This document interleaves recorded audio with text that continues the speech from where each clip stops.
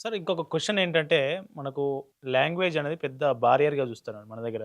అంటే లాంగ్వేజు సివిల్స్‌కి గాని, గ్రూప్స్‌కి గాని మన తెలుగు లాంగ్వేజు కొంత సమస్యగా చూస్తారు. ఇంగ్లీష్‌లో అయితే మనం ఈజీగా మనం అనుకున్న ర్యాంక్ కొట్టొచ్చు, అనుకున్న జాబ్ కొట్టొచ్చు. తెలుగులో ముందుకెళ్ళడం కష్టం అనే ఒక అభిప్రాయం మనకు అభ్యర్థులు ఎక్కువగా కనిపిస్తా ఉంటది. మన గ్రూప్ 1లో కూడా అదే సమస్య. తెలుగు మీడియం రాసిన గ్రూప్ 1 రాసినటువంటి అభ్యర్థులకు ఎవరికీ ర్యాంకులు రాలేదు అనేది నిరుద్యోగులు, అట్లాగే ఉద్యోగార్థుల నుంచి వచ్చినటువంటి ఒక ప్రధానమైన ప్రశ్న. నిజంగా లాంగ్వేజ్ అట్లాంటి కీ రోల్ పోషిస్తదా? తెలుగులో ఐఏఎస్ సాధించడం, తెలుగులో సివిల్స్ క్రాక్ జేయడం, గ్రూప్ 1, గ్రూప్ 2 క్రాక్ జేయడం కుదరదా? ఒకటేంటండి, మనం పోటీ పరీక్షలు ఎప్పటినుంచి ప్రిపేర్ అవుదాం అనేది డిసైడ్ అయినప్పుడే, మనం ఒక క్లారిటీ తెచ్చుకోవాలి. ఎందుకంటే, ఇదొక లైఫ్ టైమ్ అచీవ్‌మెంట్‌గా చూస్తారు పోటీ పరీక్షల్లో సక్సెస్ అనేది. సో, మనం గ్రాడ్యుయేషన్ తర్వాత గనక ఈ డెసిషన్ తీసుకొనుంటే, మన నేపథ్యం మొత్తం, బ్యాక్‌గ్రౌండ్ మొత్తం అంతా తెలుగు మీడియంలో అయినట్టుంటే, మనకి ఇంగ్లీష్ మీడియంలో రాసే అవకాశం ఉందా? లేదా? అనేది ముందు ఒక అసెస్‌మెంట్ చేసుకోవాలి.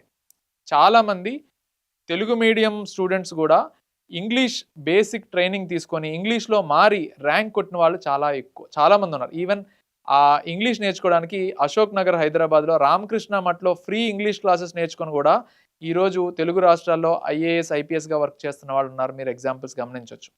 బట్ తెలుగు మీడియంలో గ్రూప్ 1, గ్రూప్ 2 పక్కకు పెడితే, యూపీఎస్సీలో ఫస్ట్ మనం అర్థం చేసుకుంటే, ప్రిపేర్ అవ్వడానికి చాలా ఈజీగా మెటీరియల్ అవైలబిలిటీ ఉంటుంది.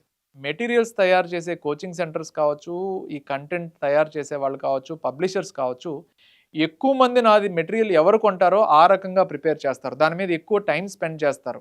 ఎందుకంటే ఆ కాంపిటీషన్‌ని ఇది చేయడానికి నా బుక్స్ ఎక్కువ సెల్ అవ్వాలి, నా మెటీరియల్ ఎక్కువ సెల్ అవ్వాలి అని చెప్పి ఆ రకమైన మెటీరియల్ తయారు చేస్తారు. యూపీఎస్సీ అనేది ఆల్ ఇండియా లెవెల్ ఎగ్జామ్ కాబట్టి, ఇండియా అందరూ ప్రిపేర్ అయ్యే ఎక్కువ మంది ఇంగ్లీష్ మీడియం ఉంటారు కాబట్టి, ఆ మెటీరియల్స్ ఎక్కువ తయారయ్యి అందుబాటులో ఉంటాయి. అదే Telugu materials all India level exam అయినా కూడా తయారు చేయాల్సింది మన తెలుగు రాష్ట్రాల్లో ఇన్‌స్టిట్యూట్స్, మన తెలుగు రాష్ట్రాల్లో కంటెంట్ తయారు చేసేవాళ్ళు. సో, ఆల్ ఇండియా లెవెల్‌లో ఉన్న కాంపిటీషన్ ఈ లక్షల మందికి తయారు చేసే మెటీరియల్ కన్నా, ఈ మన తెలుగు రాష్ట్రాల్లో మెటీరియల్ అనేది కొంచెం అవైలబిలిటీ తగ్గుతుంది. సో, కాబట్టి సొంతంగా మెటీరియల్ తయారు చేసుకోవాల్సిన పరిస్థితి ఏర్పడుతుంది. సో, ఒక స్టూడెంటు రెడీమేడ్‌గా నాకు దొరుకుతుంది అనుకునే స్టూడెంట్ తొందరగా ఎక్సెల్ అవ్వగలడు.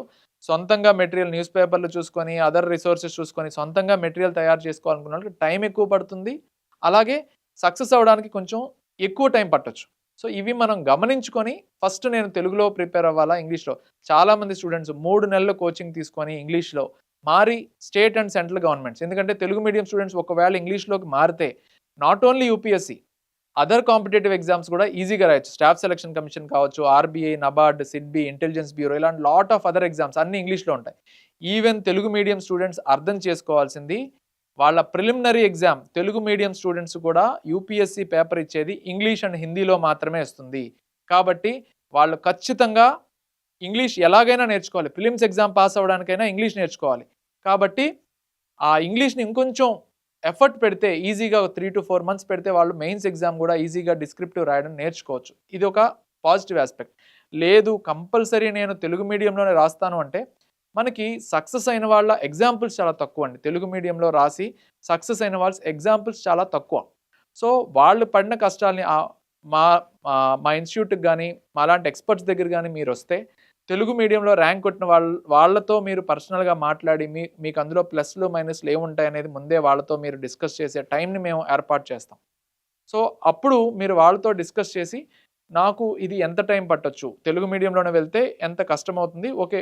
అయినా గూడా ఎలా చేయొచ్చు? అనే ఒక దిశానిర్దేశం, ఆ ప్రాపర్ అప్రోచ్ అండ్ స్ట్రాటజీ దొరుకుతుంది. అప్పుడు మీరు డిసైడ్ అయ్యి ముందుకెళ్ళొచ్చు. అండ్ నెక్స్ట్ రెండో విషయం గ్రూప్ 1, గ్రూప్ 2 కోసం అన్నారు. జనరల్‌గా మీరు చూస్తే ఎవాల్యుయేషన్ ఏపీపీఎస్సీలో కావచ్చు, టీజీపీఎస్సీలో కావచ్చు, మీరు ఎవాల్యుయేషన్ చూసినా సరే తెలుగు మీడియం ఎవాల్యుయేటర్స్ కన్నా ఇంగ్లీష్ మీడియం ఎవాల్యుయేటర్స్ ఎక్కువుంటారు.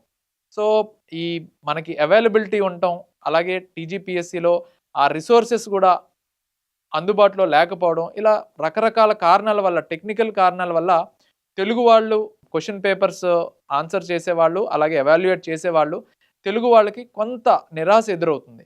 అది మనం ప్రాక్టికల్ డిఫికల్టీస్‌ని గుర్తు చేసుకొని, అవి మైండ్‌లో పెట్టుకొని, దాన్ని బట్టి మనం స్ట్రాటజీ ప్లాన్ చేసుకోవాలి తప్ప, ఇప్పుడు ఒక పోరాటం చేసి తెలుగు మీడియం కూడా ఈక్వల్ ఇంపార్టెన్స్ కావాలని ఈ రోజు మొదలు పెడితే ఖచ్చితంగా ఏదో రోజు అది జరగాలి, ఆ ఇంపార్టెన్స్ రావాలి కాబట్టి ఖచ్చితంగా వస్తుంది.